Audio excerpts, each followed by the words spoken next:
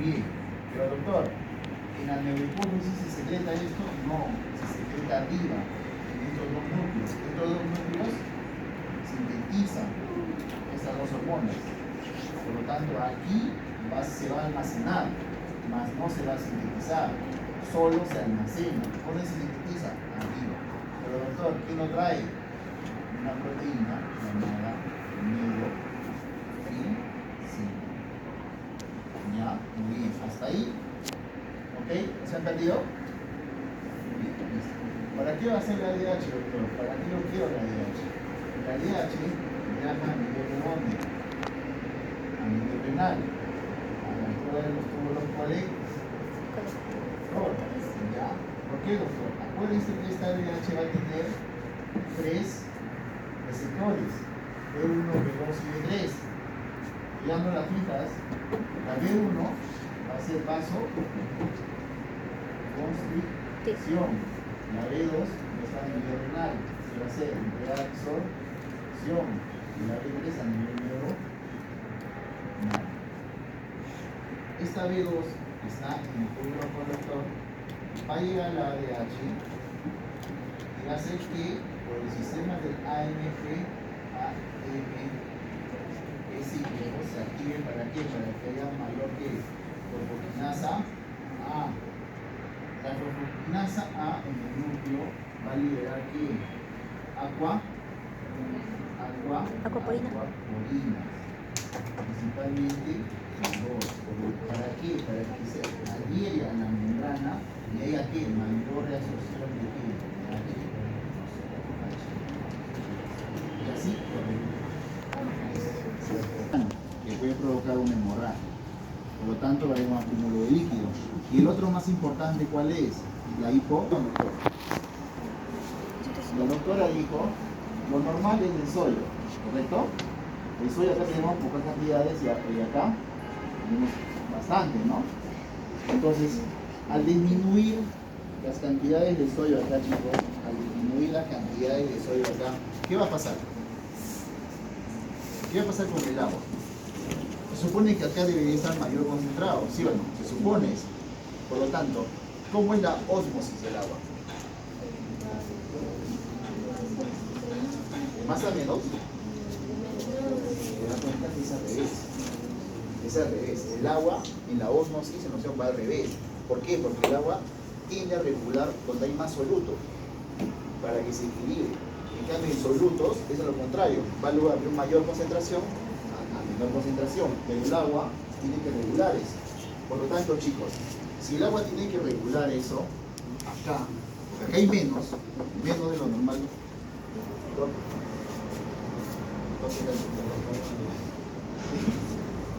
Ya chicos, como acá hay menos, por lo tanto acá va a haber más. ¿Dónde va el agua? Va a entrar hacia adentro. Por lo tanto el agua va a entrar. ¿Y qué va a pasar con la célula? Ese es el edema. Esa es la consecuencia, exactamente. Eso es lo que provoca. Por esa variación de concentraciones es lo que provoca que el agua que está en medio extracelular ingrese a la célula para compensar ese desequilibrio. ¿Ya? Por eso ocurre el edema cerebral. ¿Sí? Muy bien. Listo. ¿Cómo se aplica la poliuria persistente del paciente? Como sabemos, el paciente ya ha tenido una poliuria persistente de una cantidad excesiva de emisión de 2.500 mililitros de orina al día, lo cual ya es muy excesivo. Esto nos puede explicar debido a que en este caso el paciente tiene un reumatismo craneoencefálico grave, así que esto ocasiona un edema cerebral. El edema cerebral se ocasiona cuando las células retienen el líquido, las células cerebrales retienen el líquido. Y el edema cerebral, pues, ¿en qué nos afecta? Nos afecta en que daña negativamente a los riñones y a los túbulos renales, lo cual hace que la orina pues, sea excesiva en este caso. Así que lo que administraron fueron estos medicamentos, los coloides, que se encargan de la retención de líquidos, los cristaloides, que son los que se encargan de que recuperen la hidratación, debido a que si están miccionando a un nivel ya excesivo, están miccionando a cada rato, pues obviamente pierde líquidos en manera abundante, así que se necesita un medicamento para hidratarse. y luego los fármacos vasoactivos que se encargaron de que el paciente pueda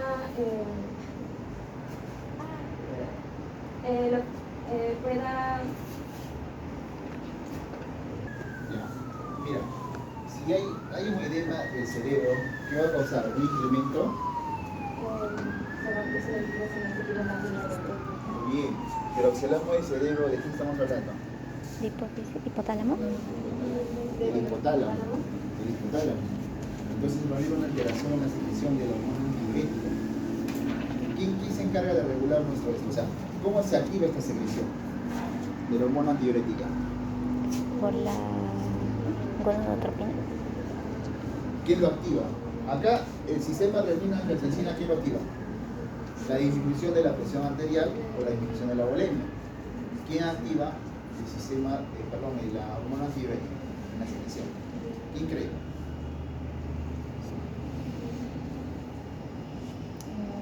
Los niveles altos de la osmolalidad, chicos.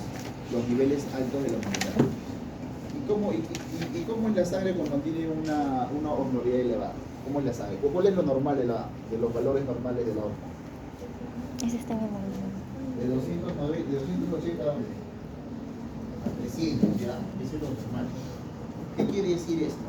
Si yo tengo valores elevados, más de 300, ¿va a estar más concentrado o menos concentrado? ¿Más concentrado o menos concentrado? Menos. Está viscosa, ¿no? Está viscosa. Si tengo menos de 280, va a estar diluida. Entonces, como hay una presión elevada y todo eso, hace que también no se active este sistema. ¿Y qué hace esto? Los niveles del agua. No hay quien lo regule. Por lo tanto, este paciente, ¿qué va a hacer? Lo que está tomando está orinando.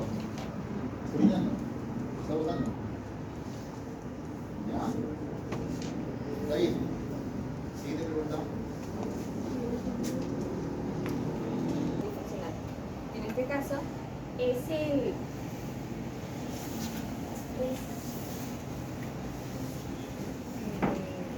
de manera no. Uno de los alternativas para corregir el cuadro del paciente es mediante el uso de medicamentos que principalmente que no causan la retención del agua, como algunos diuréticos y los diuréticos de ahorro de sodio. Un ejemplo de esto sería la espironolactona, ya que esto ayuda a corregir la retención del agua y el desequilibrio del sodio.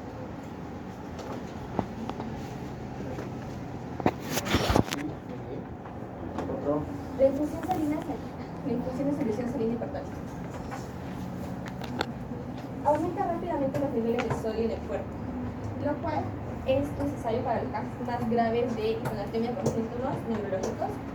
Luego tendríamos la retención del agua, ya que permite que los niveles de sodio se regularicen y se normalicen. Principalmente es para la hiponatremia somática, que puede ser por la restricción de ingesta. Y por último, la administración de manitol, que está asociado a alguna hiponatremia, a algún edema cerebral. Es necesaria para reducir la presión arterial intracorporal y regularizar los niveles de sodio.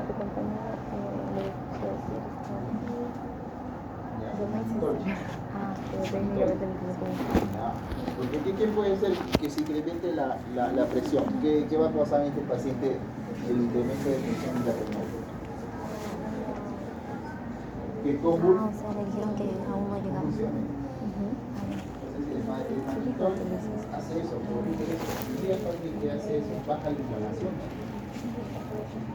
¿Ya, chicos? Muy bien. Ahí creo que termina, ¿no? Ya, el caso 2. Inmediatamente. Pregunta tu papá.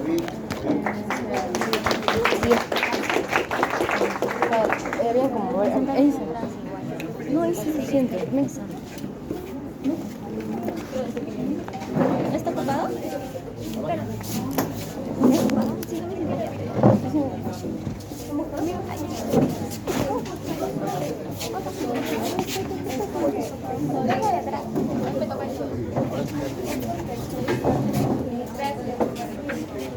Gracias.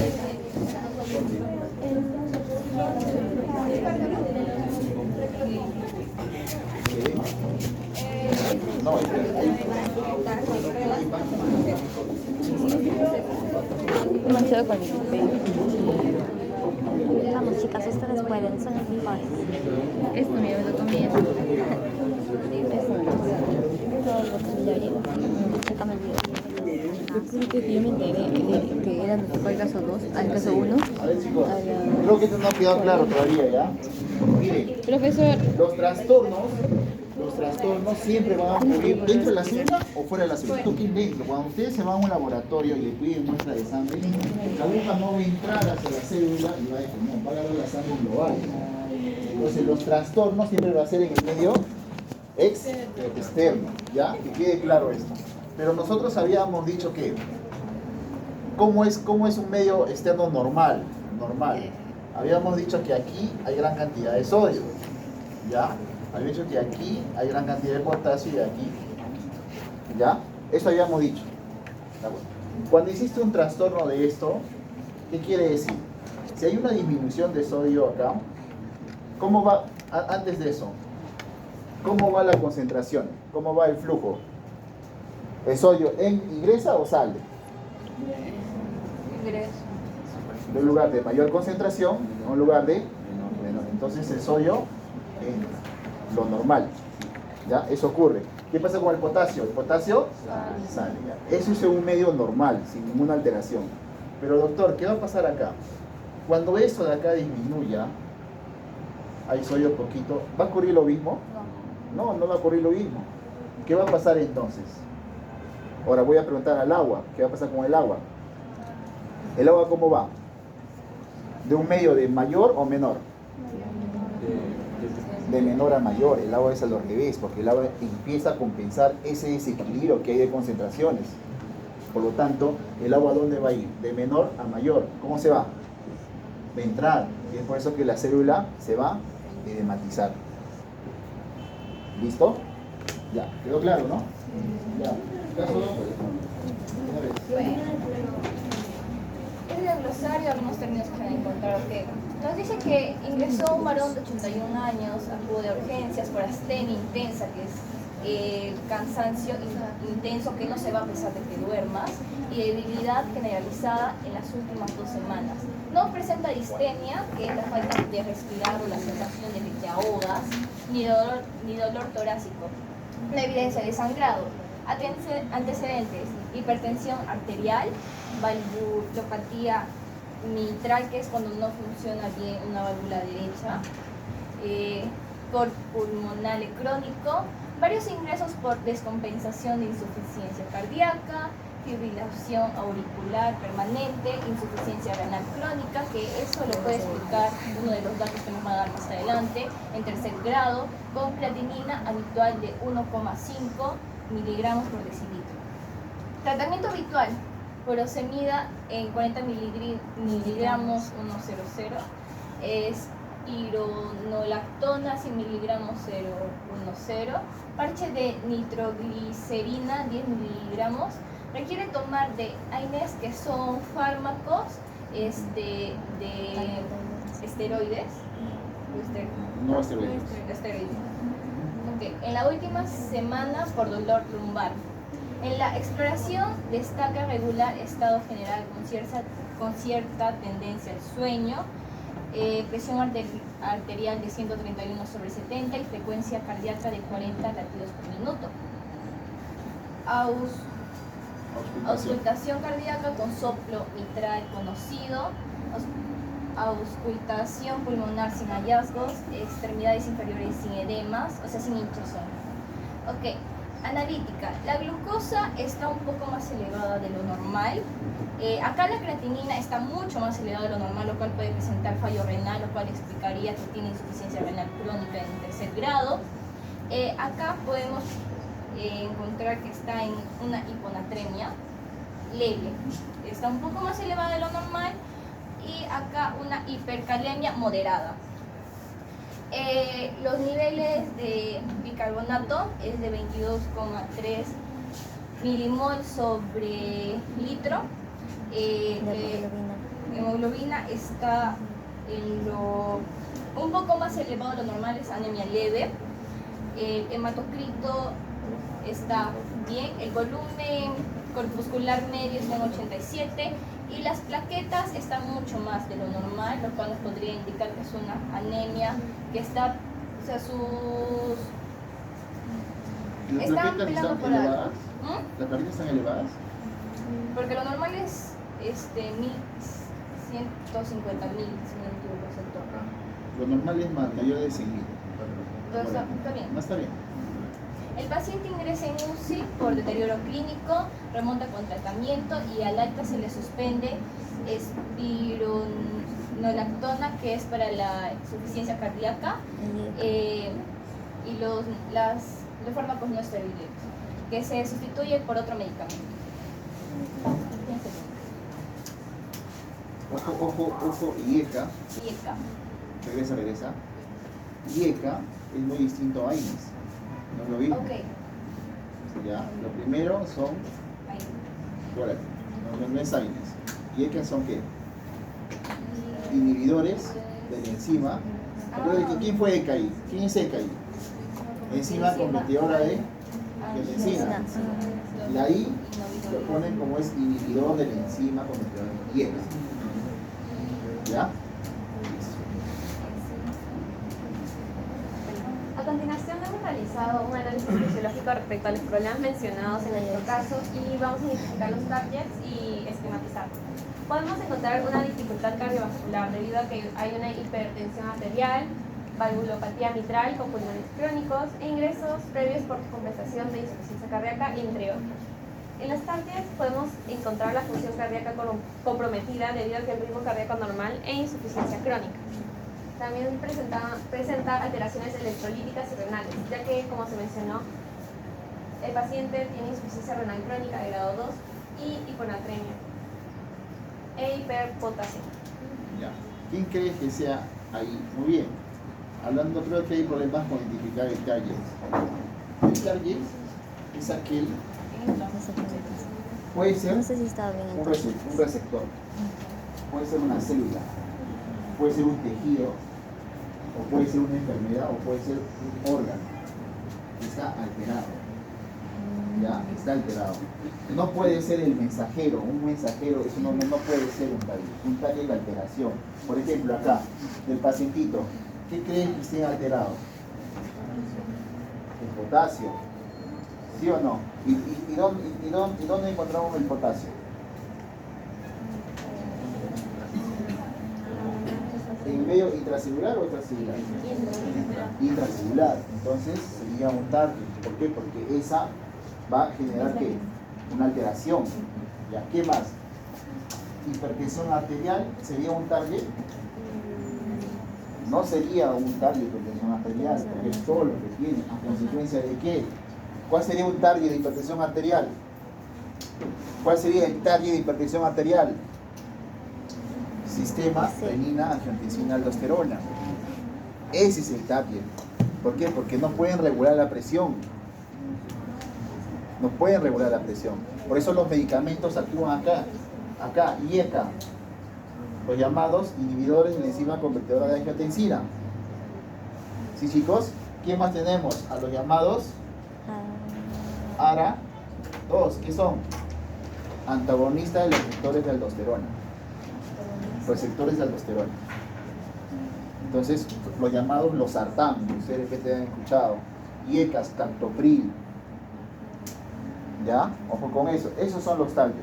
Este sería el target de hipertensión arterial, que no está regulando el paciente ese sistema. ¿Ya? ¿Listo? Lo vamos a ir viendo poco a poco, ¿ya? ¿Sigue?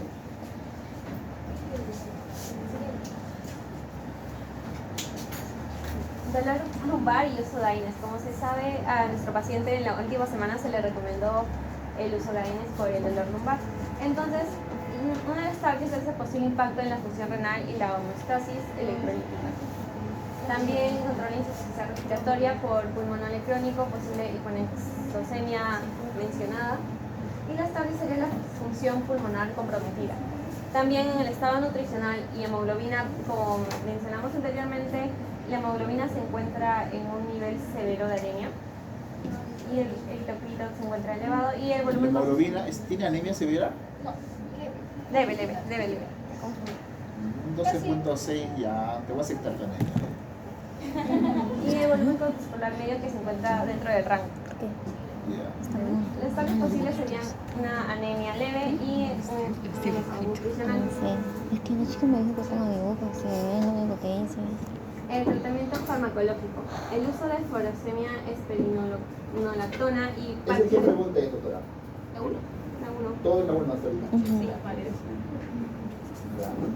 Yo soy la Y una de las tareas sería el manejo de insuficiencia cardíaca y su impacto en la función renal y electrolítica. También la debilidad generalizada y astenia, que es la disminución del estado general. Posibles factores contribuyentes: insuficiencia cardíaca, desequilibrios electrolíticos, insuficiencia renal y la anemia leve. Las tareas serían la evaluación y tratamiento de la causa subyacente de la debilidad. También hay una posible complicación metabólica, ya que tenemos la glucosa en 100 miligramos de zumo por litro y el bicarbonato de 22.3 mol por litro. Las tareas serían la evaluación de la función metabólica y el posible impacto de la acidosis metabólica.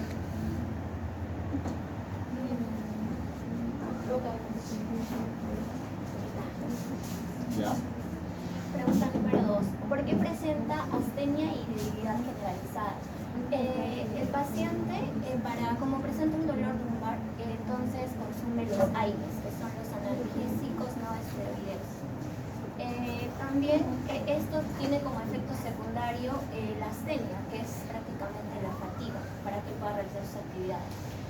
Por otra parte, también el paciente presenta una insuficiencia cardíaca, lo cual conlleva a la reducción del flujo sanguíneo y también a la distribución de oxígeno en los músculos y tejidos.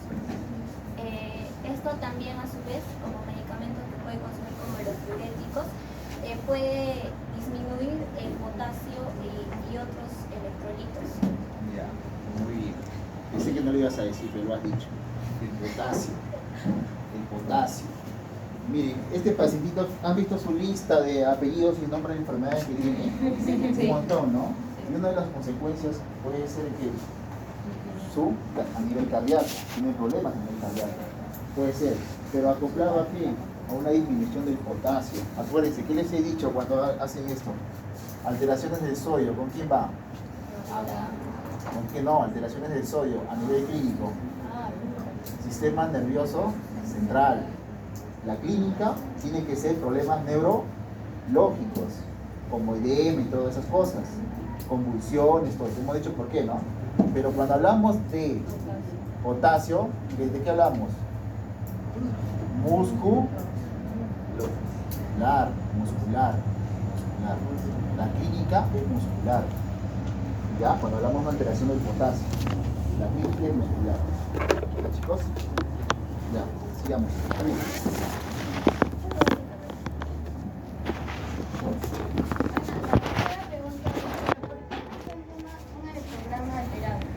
Bueno, Sí. hay tres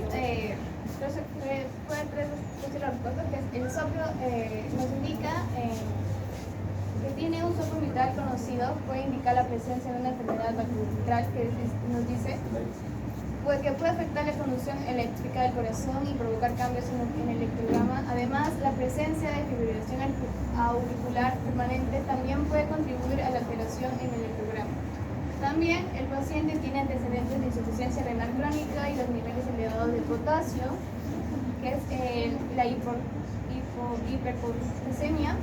En su analítica pueden afectar la conducción eléctrica del corazón y causar cambios en el electrograma, como la prolongación del intervalo PR y el estrechamiento del complejo QR. Por último, el uso de ítems en la última semana para el dolor lumbar también puede tener un efecto sobre el electrograma. Algunos ítems pueden afectar la función renal, los niveles de electrolitos en el cuerpo, lo que a su vez puede influir en la actividad eléctrica del corazón y provocar cambios del electrograma.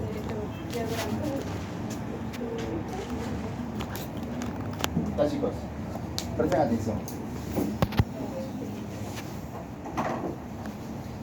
Ya. ¿Se acuerdan? Acá habíamos dicho que la clínica es Una alteración, una subida o una bajada de potasio, te da una química de qué? Muy bien. ¿Y acá? ¿Cuál de estos trastornos te puede llegar a matar?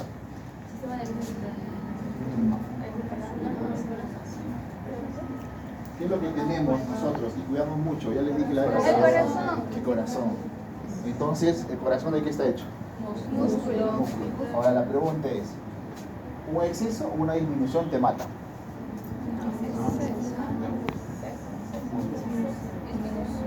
¿Cuál de ellos más te mata? Obviamente, sí, obviamente ambos te pueden llegar a matar, pero ¿cuál de ellos es más grave? Ah. Aquí, chicos, aquí. El exceso de potasio te puede llegar a matar. ¿Por qué? ¿Qué hace con el corazón? Paro. ¿Ya? Paro. ¿Ya? Lo hace. ¿Y por qué, doctor? ¿Se acuerdan esto que yo les había dicho? El potencial de acción. ¿Sí o no? Este es a nivel neuronal o esquelética. Pero a nivel cardíaco, ¿cómo es? Este es así, exactamente, una meseta, ¿no? Esto es. ¿Y cuál es la despolarización acá que ocurre? Es en la fase 0, la fase 1, la fase 2, la fase 3 y la fase 4. Tus células normales, los cardiocitos, están en constante movimiento y también hacen a cada rato su proceso de potencialización. Esta fase 0 es a cargo de la despolarización y todo esto es la repolarización. ¿Quién está a cargo de la despolarización? ¿El sodio o el potasio? El sodio, el potasio. Sodio. ¿Por qué? ¿Va a entrar o va a salir? Muy bien. ¿Qué catión está a cargo de la repolarización? ¿Va a entrar o va a salir? Sale.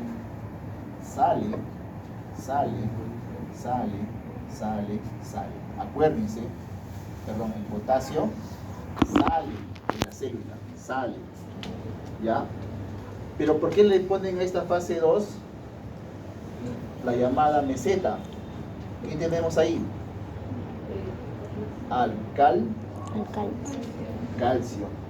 ¿Ya? Mediante unos canales de tipo L. Lento. El calcio, habíamos dicho, ¿entra o sale? ¿Sale o entra?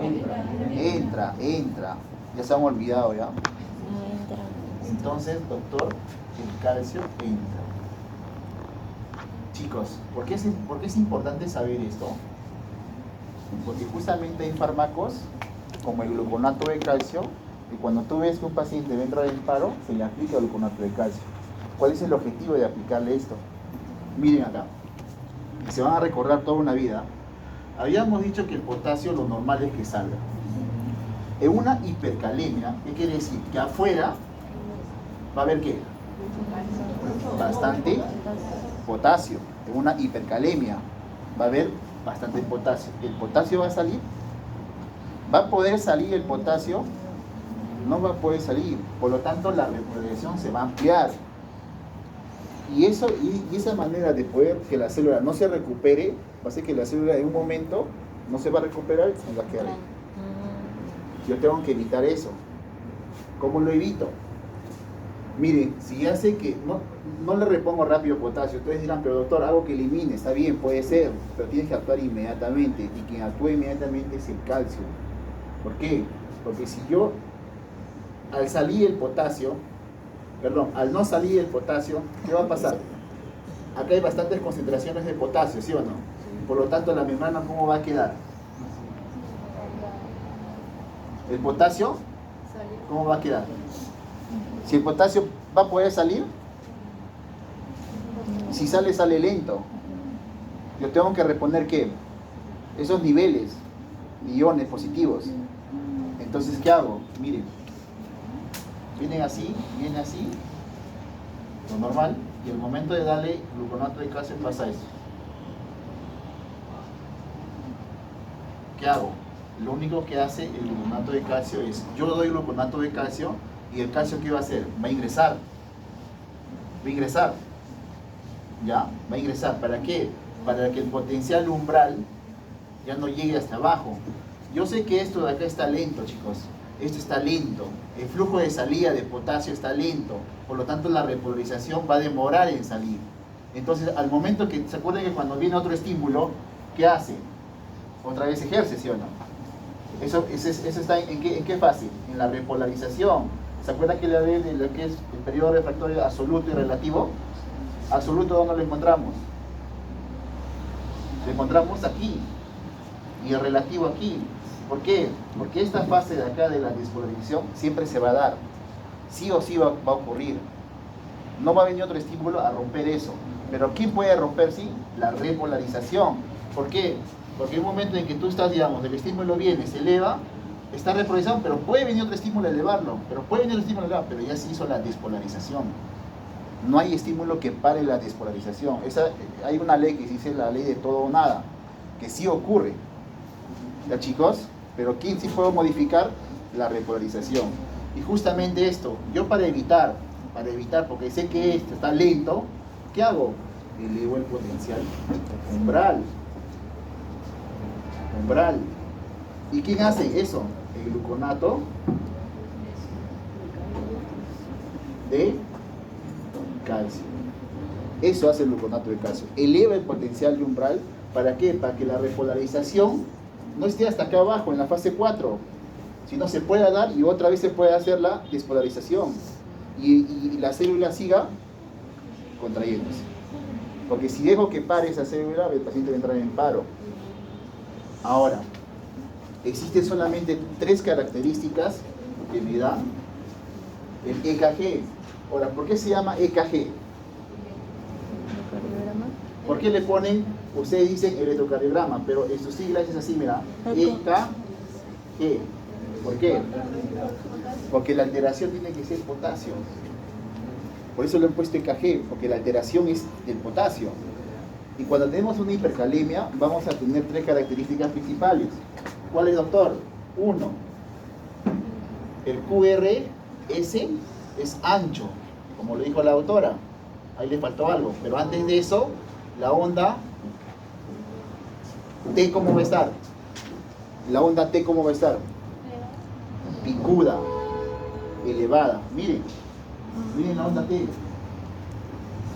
por qué? Porque la onda T se encarga de la repolarización del corazón. Y si la repolarización es lenta, esa T se va a incrementar, porque es lenta. Se va a hacer picuda, por eso tiene ese trastorno. Onda T, picuda, ¿ya? Onda T, picuda.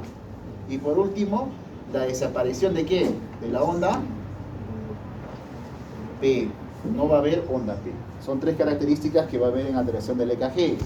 Onda T picuda, QRS ancho y la onda P nula, desaparece. ¿Ya? ¿Quedó claro?